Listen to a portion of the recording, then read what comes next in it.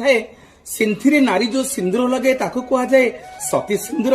କପାଳ ଯୋଉ ସିନ୍ଦୁର ଲଗାଏ ତାକୁ କୁହାଯାଏ ପତି ସିନ୍ଦୁର। କଣ୍ଠରେ ଯୋଉ ସିନ୍ଦୁର ଲଗାଏ ତାକୁ କୁହାଯାଏ ଭକ୍ତି ସିନ୍ଦୁର ଏବଂ ଶଙ୍ଖାରେ ଯୋଉ ସିନ୍ଦୁର ଲଗାଏ ତାକୁ କୁହାଯାଏ ପ୍ରୀତି ସିନ୍ଦୁର। ଏବଂ ଗୋଡ଼ ମୁଦିରେ ଟୋପାଏ ସିନ୍ଦୁର ଲାଗିଥାଏ ଯେତେବେଳେ ଗୋଟେ ଝିଅ ବିବାହର ଯୋଗ୍ୟ ହୋଇଯାଏ। ଯାହା ସବୁ ଆଭୂଷଣ ପିନ୍ଧେ ଗ୍ରାମ ଦେବତୀଙ୍କ ପାଖକୁ ଯେତେବେଳେ ଦିଅ ମଙ୍ଗୁଳିତ ହେବାକୁ ଯାଏ ସେ ସିନ୍ଦୁର ଟିକେ ଆସି ଗୋଡ଼ ମୁଦିରେ ଲଗେଇ ଦିଆଯାଏ। ଯୋଉ ସିନ୍ଦୁରର ନାଁ ହଉଛି ରତି ସିନ୍ଦୁର। ମୋର ମା ମାନେ ବାପା ମାନେ ସତୀ ସିନ୍ଦୁର ରହିଲା ସିନ୍ଥିରେ। ଯେଉଁମାନେ ସତୀ ସିନ୍ଦୁର ସିନ୍ଥିରେ ଲଗାନ୍ତି ସୀତାମା ହନୁମାନଙ୍କୁ କହିଲେ ତାଙ୍କ ସ୍ୱାମୀଙ୍କର ମଙ୍ଗଳ ହବ। କପାଳରେ ଯୋଉମାନେ ସିନ୍ଦୁର ନାହାନ୍ତି ତାଙ୍କ ସ୍ୱାମୀ ଯୁଆଡେ ଦେଖି ତାଙ୍କ ସ୍ତ୍ରୀକୁ ଯିବେ ଶୁଭ ହବ।